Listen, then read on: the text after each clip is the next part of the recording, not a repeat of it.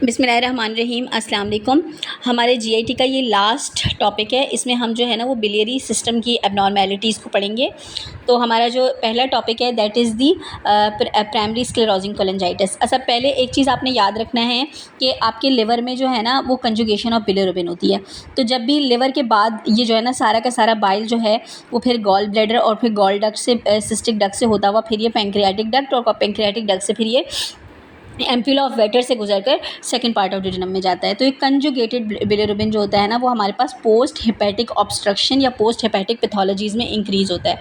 तो पहली चीज़ आपने याद रखनी है, जब भी कंजुगेटेड या फिर डायरेक्ट बिलिरुबिन जब भी रेज आपको सिनेरियो में मिलेगा तो आपने पोस्ट हेपेटिक चीज़ों को जो है वो माइंड में रखना है। प्लस कोलेस्ट्रॉल का मेटाबॉलिज्म जो होता है बहुत इंपॉर्टेंट होता है गॉल ब्लैडर।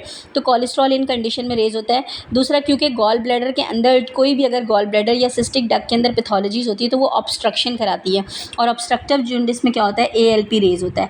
तो आपने पहले ये 3 पॉइंट बहुत ज़्यादा याद रखने हैं कि जब भी हमारे पास पोस्ट हेपेटिक डिसऑर्डर होंगे यानी गॉल ब्लैडर, सिस्टिक डक्ट या फिर हमारे पास पैंक्रियाटिक डक्ट या कॉमन बाइल डक्ट के प्रॉब्लम होंगे तो आपके पास हमेशा क्या क्या चीज़ें रेज होंगी। एक आपका कंजुगेटेड बिलिरुबिन रेज होगा, दूसरा आपका कोलेस्ट्रॉल रेज होगा और तीसरा आपका एल्कलाइन फॉस्फेटेज जो होगा वो रेज होगा। ठीक है, तो ये 3 चीज़ें जो हैं वो हमेशा पोस्ट हेपेटिक कंडीशंस में रेज होंगी। और पेशेंट हमेशा किस तरह प्रेजेंट करेगा, जॉइंटिस के साथ डार्क यूरिन और लाइट पेल स्टूल्स जो होते हैं, इसमें क्या होते हैं लाइट और पेल स्टूल्स आते हैं। ठीक है, पोस्ट हेपेटिक में हमेशा ज़्यादा से ज़्यादा पेल और लाइट स्टूल्स होते हैं। ठीक है, अब पहली कंडीशन है हमारे पास प्राइमरी स्क्लेरोजिंग कोलिंजाइटिस। ओके, तो अब प्राइमरी स्क्लेरोजिंग कोलिंजाइटिस में क्या होता है, पहले तो आपने याद रखना है कोलिंजाइटिस क्या होता है। कोलिन का मतलब ये है कि बिलियरी चैनल्स जो हैं जिसमें बाइल डक्ट आता है, जिसमें हमारे पास हेपेटिक डक्ट आता है और कॉमन बाइल डक्ट होता है। ये तीनों चीज़ें मिलकर हमारे पास जो है ना वो बिलियरी चैनल्स बनाती हैं। अगर इन तीनों में से किसी भी डक्ट की इन्फ्लेमेशन होगी तो इसे हम कहेंगे कोलिंजाइटिस। ठीक है, इसमें अब एक चीज़ आपने याद रखनी है कि जो आपका बाइल होता है ना वो स्टेराइल होता है, उसमें किसी भी किस्म का माइक्रो ऑर्गेनिज्म नहीं होता। तो हमारे पास इसकी इन्फ्लेमेशन के कॉजेज़ क्या होते हैं, इसकी इन्फ्लेमेशन जो होती है वो बेसिकली किसी फाइब्रोटिक कंडीशन, किसी क्रॉनिक डिजीज़ जैसे कि क्रॉन्स डिजीज़ हो गई, अल्सरेटिव कोलाइटिस हो गया या कोई ट्यूमर हो गया, इसकी वजह से यहाँ पे ऑब्स्ट्रक्शन हो जाएगी या फिर किसी इन्फेक्शन की वजह से यहाँ पे ऑब्स्ट्रक्शन हो जाएगी। ठीक है, और ज़्यादातर ये किस में होता है, मिडिल एज मेंस के अंदर होता है यानी मर्दों के अंदर होता है ये। और ये ज़्यादातर किस क्रॉनिक कंडीशन के साथ एसोसिएट करता है, अल्सरेटिव कोलाइटिस के साथ। तो यू नीड टू रिमेंबर कि प्राइमरी स्क्लेरोजिंग कोलिंजाइटिस में सबसे पहले इन्फ्लेमेशन किस चीज़ की होती है, बाइल डक्ट की, कॉमन बाइल डक्ट की या हेपेटिक डक्ट की। यानी डक्ट्स की जो हैं वो ऑब्स्ट्रक्शन हो जाती है, डक्ट्स के अंदर फाइब्रोसिस होती है, इन्फ्लेमेशन होती है, स्ट्रिक्चर्स बन जाते हैं। ठीक है, और ये ज़्यादातर मिडिल एज मैन के अंदर होता है और ख़ासतौर पे उन मैंस के अंदर जिनको अल्सरेटिव कोलाइटिस का प्रॉब्लम होता है। अब यहाँ पे आपको एक चीज़ याद रखनी है, हिस्टोलॉजी पे आपको क्या फ़ीचर मिलेगा, अनियन स्किन फाइब्रोसिस और beading of the extra hepatic bile duct. और एक्सरे पे आप देखेंगे तो beading of the bile duct नज़र आएगी आपको। ठीक है, ईआरसीपी की फाइंडिंग में आपको क्या मिलेगा, beading, extra hepatic bile duct की बीडिंग। सही है, ये चीज़ें आपको नज़र आएंगी। इसमें हमेशा क्योंकि ये ऑटो इम्यून कंडीशन होता है तो इसमें पैन एन का पॉजिटिव होता है और अगर इसको टाइमली ट्रीट नहीं किया जाएगा, इन स्ट्रक्चर्स को, इन फाइब्रोसिस को टाइमली ट्रीट नहीं किया जाएगा तो ये कोलेंजियोकार्सिनोमा करा सकते हैं। पेशेंट कैसे प्रेजेंट करता है, इसकी चीफ कंप्लेंट्स को बोलते हैं चारकॉट ट्राइड। और वो चारकॉट ट्राइड क्या होता है, उसमें आपका right upper quadrant pen, fever और जॉइंटिस। जब भी आपके पास मिडिल एज मेल पेशेंट जो है वो right upper quadrant pen, fever और जॉइंटिस के साथ आएगा तो आपने पोस्ट हेपेटिक ऑब्स्ट्रक्शन को ज़रूर रूल आउट करना है। क्या बात मैंने बोली कि मिडिल एज मेल होगा, ठीक है, और वो आपके पास फीवर, जॉइंटिस और राइट अपर क्वाड्रेंट पेन के साथ आ रहा है तो आपने ऑब्स्ट्रक्टिव जॉइंटिस को जो है ज़रूर रूल आउट करना है। और अगर ये ऑब्स्ट्रक्टिव जॉइंटिस यानी कि उसका कंजुगेटेड बिलिरुबिन बढ़ा हुआ है, उसका एल फास्फेट बढ़ा हुआ है और अगर इसके साथ उसका एन का पॉजिटिव है तो फिर ये क्या कंडीशन है, ये हमारे पास है primary sclerosing cholangitis. You need to remember कि कंजुगेटेड बिलिरुबिन बढ़ा होगा, अल्कलाइन फॉस्फेट बढ़ा होगा और आपकी जो है वो स्ट्रक्चर फाइब्रोसिस जो होंगे वो बाइल डक्ट की होंगी। ईआरसीपी पे बाइल डक्ट में आपको क्या मिलेगा, बीडिंग लाइक पैटर्न मिलेगा। सही है, तो ये सारे इसके एमसीक्यूज पॉइंट हैं। देन सेकेंड कंडीशन है प्राइमरी बिलियरी कोलेंजाइटिस। तो पहली चीज़ आपने याद रखनी है, प्राइमरी बिलियरी का मतलब है कि problem with in the biliary system, ठीक है। प्राइमरी का मतलब है जिस जगह का मसला है वहीं क्या प्रॉब्लम है, ठीक है। यानी कि जहाँ कोई मसला, जैसे कि अगर जॉइंटस है तो प्रॉब्लम बिलियरी ट्रैक का है, ठीक है। This is called primary biliary, ठीक है। और कोलेंजाइटिस मतलब बाइल डक्ट की इन्फ्लेमेशन, ठीक है। ये किन के अंदर होता है, ये मिडिल एज विमेंस के अंदर होता है। फीमेल, मिडिल एज फीमेल जो होती हैं वो ज़्यादातर ऑटो इम्यून डिसऑर्डर्स का शिकार होती हैं, ठीक है। तो इसमें क्या होता है, ऑटो इम्यून रिएक्शंस होते हैं, लिम्फोसाइटिक इन्फिल्ट्रेट्स और ग्रैन्युलोमास बन जाते हैं बाइल डक्ट के अंदर, जिसकी वजह से क्या होता है, बाइल डक्ट के अंदर फाइब्रोसिस हो जाती है, इन्फ्लेमेशन हो जाती है, ठीक है। ये किन कंडीशन के अंदर होता है, ये उन वुमेन्स के अंदर होता है जो ऑलरेडी किसी ना किसी ऑटो इम्यून कंडीशन में मुब्तला होती हैं। जैसे कि अगर किसी फीमेल को हाशिमोटोस थायरॉइडाइटिस है, रूमेटॉइड आर्थराइटिस है या सीलिएक डिजीज़ है, उसके अंदर अगर जॉइंटस आ रहा है और उसकी जो है वो बाइल डक्ट ऑब्स्ट्रक्शन है, उसका एल्फ फॉस्फेट बढ़ा हुआ है, उसका कंजुगेटेड बिलिरुबिन बढ़ा हुआ है, तो then you will think for the primary biliary cholangitis. इसका हॉलमार्क या इसका डायग्नोस्टिक फीचर है कि इसमें AMA पॉजिटिव होती हैं, एंटी माइटोकॉन्ड्रियल एंटीबॉडीज़ पॉजिटिव होती हैं। So the classic feature for the primary biliary cholangitis is इसमें AMA एंटीबॉडीज़ पॉजिटिव होती हैं। अब सेकेंडरी बिलियरी कोलेंजाइटिस का मतलब है problem lies outside the biliary system, ठीक है। अब extra hepatic biliary obstruction increases the pressure in the intrahepatic duct, injury and fibrosis, ठीक है।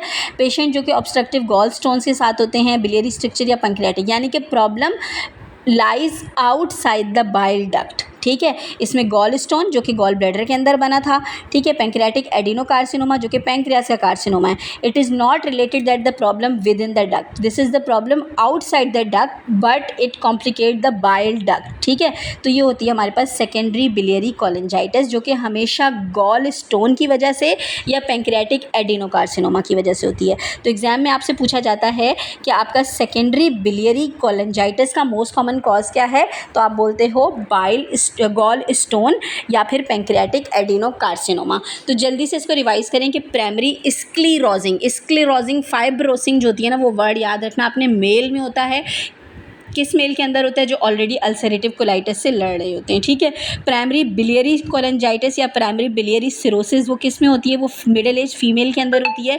और किस तरह की फीमेल में होती है, जो ऑलरेडी किसी ऑटो इम्यून डिजीज़ का शिकार होती है, जैसे कि हाशिमोटोस डिजीज़, सीलिएक डिजीज़ या रूमेटॉइड आर्थराइटिस, और इसमें anti microbial mitochondrial antibody positive होती है। Secondary biliary cirrhosis is secondary to the gall stone और pancreatic adenocarcinoma. So these are the important question asked from this topics. You need to remember कि जब भी obstructive jaundice होगा, post hepatic jaundice होगा, तो हमेशा कंजुगेटेड बिलिरुबिन बढ़ेगा और कंजुगेटेड बिलिरुबिन के साथ अल्कलाइन फॉस्फेटेज जो है वो बढ़ा हुआ होगा। देन आपका है कॉलीलिथियासिस। कॉलीलिथियासिस मतलब stones in the gall bladder. अब stones in the gall bladder का सबसे मेन रीज़न क्या है, तो मैंने आपको बताया था कि ये गॉल ब्लैडर के अंदर जो होता है ना, वो बाइल स्टोर होता है। क्या होता है, बाइल स्टोर होता है। और बाइल की कंपोजिशन मैंने आपको बताई थी कि इसमें बाइल सॉल्ट्स होते हैं, जैसे कि sodium glycolate and sodium taurocholate, और इसमें कोलेस्ट्रॉल होता है, ठीक है। तो अगर हमारे पास कोलेस्ट्रॉल बहुत ज़्यादा एक्सेस में होता है तो ये कोलेस्ट्रॉल कैल्सिफाई हो जाता है। बिल्कुल इसी तरह जैसे आपने जो है वो बड़े गोश्त का खाना बनाते हैं ना, तो बड़े गोश्त के खाने को अगर आप जो है वो बड़े गोश्त को आप स्टोर करते हो तो वो जम जाता है। तो इसी तरह जो कोलेस्ट्रॉल होता है इंसान की बॉडी के अंदर, अगर वो ज़रूरत से ज़्यादा एक्सेस में होता है तो वो जम जाता है, वो ओपैक हो जाता है, वो कैल्सिफाइड हो जाता है और वो स्टोन की फॉर्म बना लेता है। और ये स्टोन 80% जो होते हैं वो गॉल ब्लैडर के अंदर बनते हैं। तो कोलेस्ट्रॉल स्टोन 80% जो होते हैं वो within the gall bladder होते हैं। और ये किन कंडीशन में होते हैं, ये ज़्यादातर एडवांस एज पर्सनस में होते हैं, या जो है क्रॉन्स डिजीज़ के पेशेंट में होते हैं, या ईस्ट्रोजन थेरेपीज़ वाली वुमेन्स के अंदर होते हैं। तो कोलेस्ट्रॉल स्टोन जो होते हैं वो 80% आपके बाइल स्टोन बनाते हैं और ये ओपैक होते हैं, वाइटिश होते हैं, ठीक है। और ये ईस्ट्रोजन थेरेपी, एडवांस एज, मल्टीपैरिटी और क्रॉन डिजीज़ के साथ एसोसिएट करते हैं। फिर आपके आते हैं पिगमेंटेड स्टोन। पिगमेंटेड स्टोन वो होते हैं जिसमें बिलिरुबिन बहुत ज़्यादा एक्सेस में होता है। अब बिलिरुबिन कैसे बनता है, बिलिरुबिन बनता है हीमोग्लोबिन की ब्रेकडाउन से। तो वो कंडीशन जिसमें एक्सेसिव हीमोलिसिस होती है, क्रॉनिक हीमोलिटिक डिसऑर्डर्स जो होते हैं, ठीक है, या जो है वो अल्कोहलिक पेशेंट होते हैं, क्योंकि अल्कोहलिक पेशेंट के अंदर भी हेमोलिसिस होती है, क्रॉनिक मलेरिया के पेशेंट के अंदर हेमोलिसिस होती है, ल्यूकीमियाज के पेशेंट के अंदर हेमोलिसिस होती है, ठीक है, या वो पेशेंट जो एडवांस डिजीज़ पर होते हैं, एडवांस लिवर डिजीज़ पे होते हैं, या बिलियरी इन्फेक्शंस पे होते हैं, या फिर जो पेशेंट टोटल पेरेंटल न्यूट्रिशन के ऊपर होते हैं, इन पेशेंट के अंदर जो है ना हेमोलिसिस होती है। तो हेमोलिसिस की वजह से बिलिरुबिन ज़्यादा बनता है, और जब बिलिरुबिन ज़्यादा बनता है तो फिर पिगमेंटेड स्टोन्स बनते हैं, और पिगमेंटेड स्टोन्स क्योंकि डार्क ब्लैक या डार्क येलो कलर के होते हैं तो ये ग्रीनिश या ब्लैकिश कलर के होते हैं, ठीक है। अच्छा, अगर हम बात करें इन स्टोन की कॉम्प्लिकेशन क्या होती है कि अगर ये स्टोन बहुत ज़्यादा ज़्यादा हो, या तो नंबर में ज़्यादा हो, तो ये वहाँ पे इन्फ्लेमेशन करा देते हैं गॉल ब्लैडर की, जिसे हम कहते हैं कोलिसिस्टाइटिस, ठीक है। और अगर ये स्टोन जो हैं वो आपके गॉल ब्लैडर से निकलकर बाइल डक्ट में या हेपेटिक डक्ट, बाइल डक्ट में या फिर पैंक्रियाटिक डक्ट में या कॉमन बाइल डक्ट में कहीं फंस जाते हैं तो फिर ये ऑब्स्ट्रक्शन कराते हैं, ठीक है। तो ये इसकी कॉम्प्लिकेशन होती हैं। अच्छा, ये किन लोगों को ज़्यादा होते हैं, तो आपने याद रखने 4F। एक तो फीमेल्स के अंदर बहुत ज़्यादा होता है because of the oestrogen, females के अंदर ईस्ट्रोजन इंक्रीज़ होता है, तो इस increase oestrogen increase cholesterol leads to formation of stones, ठीक है। देन फैट, अगर आपकी बॉडी में फैट ज़्यादा है, कोलेस्ट्रॉल ज़्यादा है तो ये ज़्यादा बनेंगे। मल्टीपैरल वुमेन में हार्मोनल चेंजेस की वजह से भी जो है वो इस तरह के इफेक्ट आते हैं कि बॉडी में लाइपोजेनेसिस ज़्यादा होती है, ठीक है। देन 40+ के अंदर जो है वो स्टोन्स का रिस्क बहुत ज़्यादा होता है, ठीक है। तो these 4 you need to remember for the cholelithiasis: female, fatty, fertile, 40। ये 4 वर्ड्स आपने याद रखने हैं फॉर दी कॉलीलिथियासिस।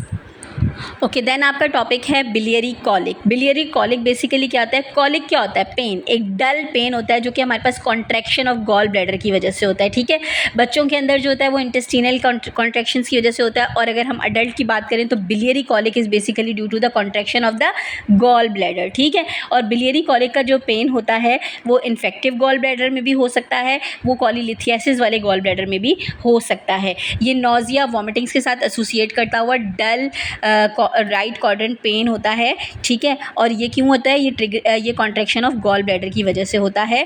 और गॉल ब्लैडर की कॉन्ट्रैक्शन कौन कराता है? एक तो आपका hormone cholecystokinin after a fatty meal. जब भी आप फैटी मील लेते हो तो कोलिसिस्टोकाइनिन जो होता है वो एक्सेस में रिलीज होता है और फिर ये कॉन्ट्रैक्शन ऑफ गॉल ब्लैडर कराता है, ठीक है। तो दिस इज़ द रीज़न। अब क्वेश्चन एग्जाम में क्या पूछा जाएगा कि बिलियरी कॉलिक क्यों होता है? बिलियरी कॉलिक जो होता है वो basically contraction of gall bladder की वजह से होता है, ठीक है। अब बिलियरी कॉलिक करवाता कौन है? तो ये आपको याद रखना है कि कोलिसिस्टोकाइनिन रिलीज होता है। Neuro hormonal activation of cholecystokinin after fatty meal will trigger the contraction of gall bladder, and this gall bladder जो है and then the contraction of gallbladder forcing the gallstone into the cystic duct and showing the dull right quadrant pain which is called the biliary colic. You need to remember just this point.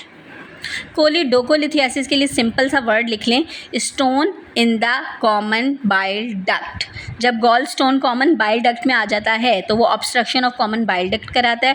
और obstruction के लिए मैंने अभी आपको बताया कि आप एक तो कंजुगेटेड बिलिरुबिन देखेंगे, कंजुगेटेड बिलिरुबिन या डायरेक्ट बिलिरुबिन बहुत ज़्यादा हाई होता है, दूसरा अल्कलाइन फॉस्फेटेट हाई होता है, तीसरा गामा जीटीस में हाई होता है। और पेशेंट कैसे प्रेजेंट करता है? पेशेंट आपको जॉइंडस, एब्डोमिनल पेन और फीवर के साथ प्रेजेंट करता है। देन आता है कॉलिसिस्टाइटिस। तो कॉली का मतलब है गॉल ब्लैडर, सिस्टाइटिस का मतलब है इन्फ्लेमेशन। तो पूरे गॉल ब्लैडर की इन्फ्लेमेशन, एक्यूट इन्फ्लेमेशन या chronic inflammation of the gall bladder is called cholecystitis. अब कॉलिसिस्टाइटिस कैलकुलस भी हो सकती है, ए कैलकुलस भी हो सकती है, या गॉलस्टोन आइलेस की वजह से भी हो सकती है।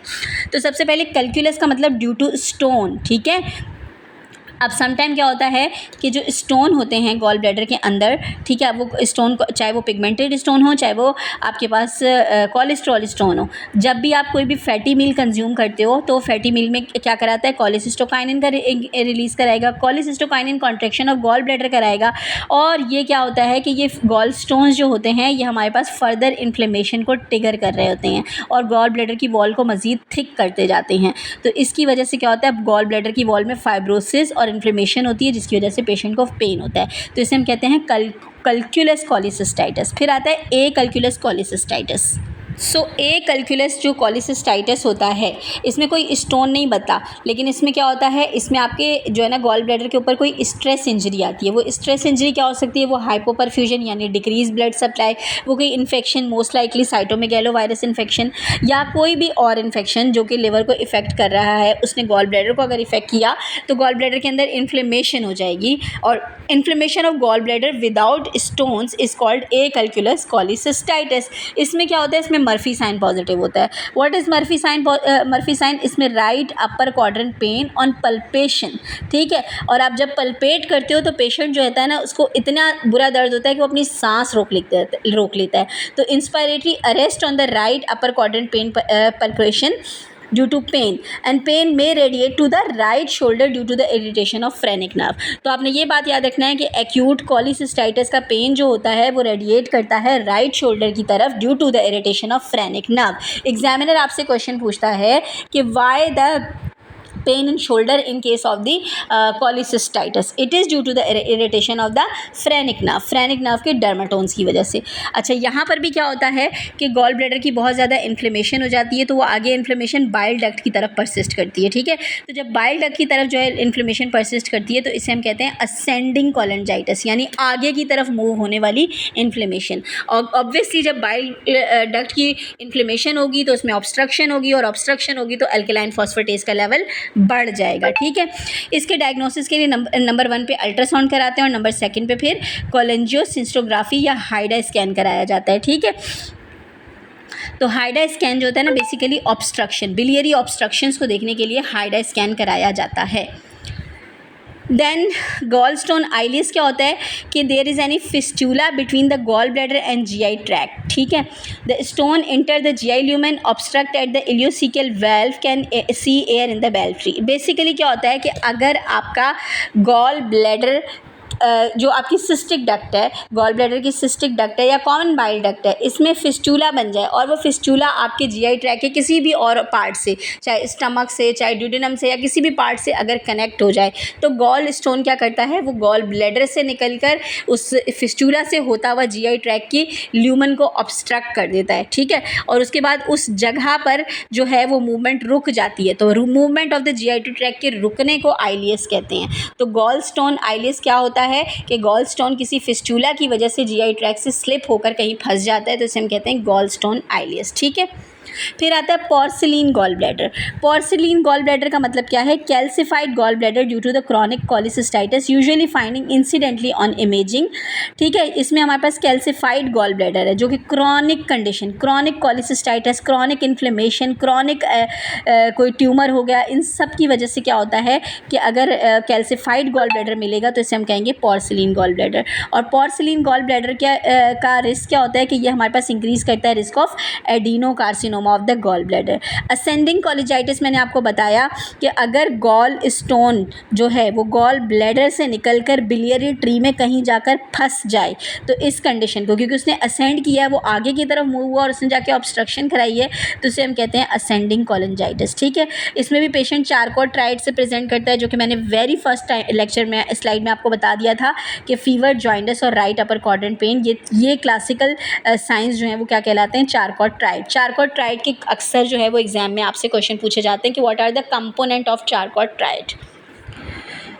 अच्छा जी, देन आपके पास कोलेंजियोकार्सिनोमा। कोलेंजियोकार्सिनोमा बेसिकली क्या है, malignant tumour of the bile duct होता है, और ये किस वजह से होता है, ये बेसिकली लिवर फ्लूइड के इन्फेक्शन की वजह से होता है, या जो है वो आगे कोई पॉलीविनाइल क्लोराइड हो गए या एक्सेसिव कोलेस्ट्रॉल इन डाइट की वजह से भी समटाइम ये हो जाता है, ठीक है। अब ये carcinoma of the bile duct है, तो ये बाइल डक्ट को ऑब्स्ट्रक्ट कराता है, बाइल के फ्लो को ऑब्स्ट्रक्ट करता है, तो इसमें ऑब्स्ट्रक्टिव जॉइंटस होता है, अल्कलाइन फॉस्फेटेज इंक्रीज होगा, कंजुगेटेड बिलिरुबिन इंक्रीज होगा, गामा जीटी इंक्रीज होगा, ठीक है। पेशेंट कैसे प्रेजेंट करेगा, फीवर के साथ प्रेजेंट करेगा, वेट लॉस के साथ प्रेजेंट करेगा, बिलियरी वॉमिटिंग के साथ प्रेजेंट करेगा। हिस्टोलॉजिकल फाइंडिंग्स क्या होती हैं इसमें, नियोप्लास्टिक इन्फिल्ट्रेटिव ग्लैंड्स होते हैं इसके अंदर, ठीक है, और इसमें डेस्मोप्लास्टिक स्ट्रोमा होता है, तो ये आपके हिस्टोलॉजिकल फीचर इसमें याद रखने हैं। फिर आता है आपके पास पैंक्रेटाइटिस। पैंक्रेटाइटिस क्या है, इन्फ्लेमेशन ऑफ द पैंक्रियाज, ठीक है। तो इन्फ्लेमेशन ऑफ पेंक्रियाज जो होती है वो एक्यूट भी हो सकती है और क्रॉनिक भी हो सकती है। अब एक्यूट क्यों हो सकती है? एक्यूट के कॉजेज़ अगर हम देखें तो एक्यूट बेसिकली जो है वो एडिमा की वजह से होती है और आपके इन्फेक्शंस की वजह से हो सकती है, या auto digestion of pancreas by pancreatic enzymes, क्योंकि पेंक्रियाज जो है वो क्या रिलीज़ करता है? अमाइलेज रिलीज़ करता है और लाइपेज रिलीज़ करता है। तो अमाइलेज और लाइपेज क्योंकि डाइजेस्टिव एंजाइम है, सम टाइम अगर वो ऑटोफेजी करना शुरू हो जाएं, ऑटो डाइजेशन ऑफ पेंक्रियाज करना शुरू कर जाएं, तो भी हमारे पास क्या होता है? पेंक्रियाटिक इन्फ्लेमेशन हो जाती है। ठीक है, क्योंकि कुछ पार्ट की ऑटोफेजी होगी और कुछ पार्ट में एडेमा होगा। सही है। अदर कॉजेज इसके क्या हो सकते हैं? इसमें कुछ एडियोपैथिक कॉजेज हैं, कुछ gall stone, ethanol intoxication, trauma, steroid, mumps के इन्फेक्शन में। आपने याद रखना है कि मम्प्स के इन्फेक्शन में जो है, मम्प्स वैसे कैसे प्रेजेंट करता है? मम्प्स आपके साथ प्रेजेंट करता है राइट पैरोटिड ग्लैंड स्वेलिंग के साथ, लेकिन इसमें हम सीरम अमाइलेज, अक्सर क्वेश्चन भी एग्जाम में यही आता है कि पेशेंट मम्प्स के साथ प्रेजेंट किया है, तो आप कौन सी इन्वेस्टिगेशन कराते हो? आप इसमें सीरम अमाइलेज करवाते हो टू सी द पेंक्रियाटाइटिस।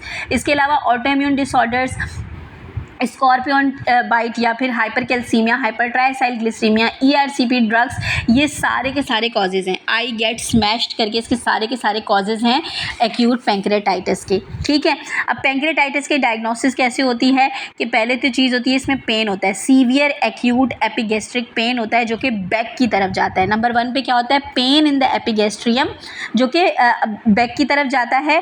ये इंक्रीज़ हो जाता है आपके लाइन डाउन पे और रिलीव होता है लीनिंग फॉरवर्ड पे। ठीक है, जब आप लेटते हो तो पेन बढ़ जाता है, लीनिंग फॉरवर्ड करते हो तो पेन कम हो जाता है।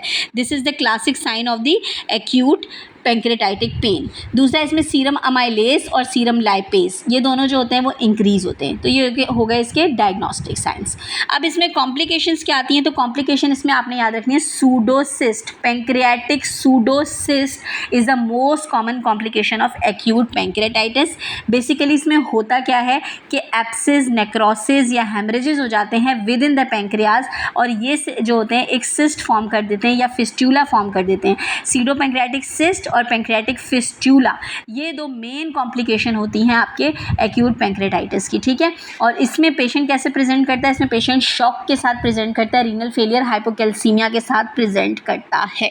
ठीक है, एक्यूट पेंक्रियाटाइटिस की कॉम्प्लिकेशन का बहुत पूछा जाता है कि इसमें सूडोसिस्ट या सूडो पेंक्रियाटिक फिस्टूला, ये दो मेन कॉम्प्लिकेशन है। डायग्नोसिस ऑफ पेंक्रियास पूछेंगे तो कैसे बताएंगे आप? सीवियर एपिगैस्ट्रिक पेन होता है that aggravate on lying flat and relieve by leaning forward. ठीक है, and the pain is radiating to the back, और लैब्स वाइज इसमें serum amylase and lipase increase होते हैं। ठीक है, अब आता है क्रॉनिक पेंक्रियाटाइटिस। तो क्रॉनिक इन्फ्लेमेशन जो कि अल्कोहलिक पेशेंट के अंदर बहुत ज़्यादा कॉमन होती है।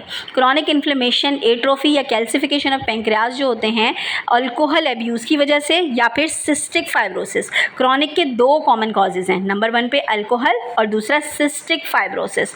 इन दोनों कंडीशन में क्या होता है कि पेंक्रियाटिक एंजाइम्स प्रॉपर बन नहीं रहे, पेंक्रियाज में इन्फ्लेमेशन होती है, एडिमा होता है, तो इसे हम कहते हैं क्रॉनिक पेंक्रियाटाइटिस। ठीक है, इसमें पेशेंट कैसे प्रेजेंट करता है? क्रॉनिक पेंक्रियाटाइटिस में पेशेंट प्रेजेंट करता है स्टेटोरिया के साथ, क्योंकि पेंक्रियाटिक अमाइलेज और पेंक्रियाटिक लाइपेज ये नहीं बनते, तो फैट्स की और कार्बोहाइड्रेट्स की मेल एब्जॉर्प्शन हो जाती है। तो पेशेंट कैसे प्रेजेंट करता है? क्या कहते हैं, लिपिड्स इन द स्टूल के साथ या फिर स्टेटोरिया के साथ प्रेजेंट करता है। और इस तरह के पेशेंट को फैट सॉल्युबल वाइटामिन की डेफिशिएंसी होती है, यानी कि विटामिन ए, डी, ई और के की डेफिशिएंसीज होती हैं इन पेशेंट में। दूसरा, क्योंकि पेंक्रियाटिक आइसलेट्स डैमेज हो जाते हैं, इंसुलिन प्रॉपर नहीं बनती, तो इन पेशेंट को डायबिटीज़ भी हो सकती है। तो नंबर 1 क्वेश्चन कि हमारे पास what is the most common cause of chronic pancreatitis? Number 1 is alcohol and genetic disorder cystic fibrosis. दूसरा आपसे पूछा जाता है how do the patient present, या फिर ये क्वेश्चन पूछा जा सकता है कि a patient present with the malabsorption having multivitamin deficiencies and having the history of chronic loose stools and loose stools having the steatorrhoea, यानी कि फैटी लूज स्टूल्स हैं, तो फिर आप क्या सस्पेक्ट करते हो? Chronic pancreatitis. सही है, तो ये आपके एग्जाम क्वेश्चन है। दूसरा, इसमें भी सीरम अमाइलेज और लाइपेज रेज होते हैं। ओके, देन है पेंक्रियाटिक ट्यूमर। तो पेंक्रियाटिक ट्यूमर या पेंक्रियाटिक एडिनोकार्सिनोमा के रीजंस तो पीछे इतने सारे टॉपिक बताए, उनमें सब में बताया हुआ था कि पेंक्रियाटिक एडिनोकार्सिनोमा का रिस्क होता है। तो पेंक्रियाटिक एडिनोमा कार्सिनोमा के रिस्क फैक्टर्स क्या हो गए? Tobacco smoking, chronic alcoholic use, ठीक है, डायबिटिक पेशेंट, इसके अलावा जो है आपका कोलेंजियोकार्सिनोमा, stones in the gallbladder and multiple infections, they can lead to the pancreatic adenocarcinoma. ठीक है, pancreatic adenocarcinoma pancreatic duct के अंदर होने वाला ट्यूमर होता है जो कि हेड ऑफ द पेंक्रियाज को इफेक्ट करता है और ये कंप्रेशन करवाता है ड्यूडेनम की और ये ऑब्स्ट्रक्शन करवाता है। ये क्या करवाता है? ऑब्स्ट्रक्टिव जॉइंटिस करा रहा होता है। ठीक है, और ये इतना सीवियर होता है बिकॉज इसमें पेंक्रियाटिक एंजाइम्स जो होते हैं उनकी डेफिशिएंसी हो जाती है, तो प्रॉपर डाइजेशन नहीं होती और पेशेंट को बहुत ज़्यादा मेल एब्जॉर्प्शन हो जाती है, पेशेंट की इम्यूनिटी बहुत लो हो जाती है due to malabsorption and multivitamin deficiencies, तो इसमें सर्वाइवल रेट बहुत ज़्यादा कम होता है। ठीक है, इसका ट्यूमर मार्कर होता है C19, ठीक है, CA19। ठीक है, अब देखें ट्यूमर मार्कर 2-4 बता रही हूँ, यहाँ पे याद रख लें। लिवर का होता है अल्फा फीटोप्रोटीन, सही है। कोलोन का होता है CEA और यानी क्रॉनिक एम्ब्रियोनिक एंटीजन, और उसके बाद आपका पेंक्रियाज का होता है CA19 और ओवरी का होता है CA125। तो ये ट्यूमर मार्कर आपके एग्ज़ाम में बहुत ज़्यादा पूछे जाते हैं। ठीक है, ये आपको पता होने चाहिए। अच्छा, इसके अलावा अब पेशेंट कैसे प्रेजेंट करता है, वही बात है, एब्डोमिनल पेन के साथ प्रेजेंट करेगा that radiates to back because of the pancreatitis. Weight loss होगा due to malabsorption and anorexia. Migratory thrombophlebitis होगा यानी कि redness and tenderness on palpation of extremities, इसे हम कहते हैं ट्रिसॉस सिंड्रोम। ऑब्स्ट्रक्टिव जॉइंटिस तो लाजमी होगा क्योंकि इतना बड़ा रास्ता जो रोका हुआ है आगे से। इसका ट्रीटमेंट क्या करते हैं, इसमें विप्पल प्रोसीजर करते हैं। ट्रीटमेंट ऑफ चॉइस क्या होता है for the pancreatic adenocarcinoma? Whipple's procedure यानी कि पेंक्रियाटोड्यूडेनेक्टमी पूरी की जाती है इसके अंदर। ठीक है, क्योंकि हेड ऑफ पेंक्रियाज पे होता है तो ड्यूडेनम भी इसमें इन्वॉल्व हो जाता है, तो पेंक्रियाटोड्यूडेनेक्टमी की जाती है। फिर उसके बाद कीमोथेरेपीज़ एंड रेडियोथेरेपीज़ की जाती हैं। तो this is all about the hepatobiliary system. यहाँ पे हमारा GIT का पूरा सिस्टम फिनिश हो गया है। ठीक है, एग्जाम्स के क्वेश्चन मैंने हर एक टॉपिक के साथ साथ समराइज़ किए हैं, आप और गौर से सुन के लिखते जाएँ। ओके।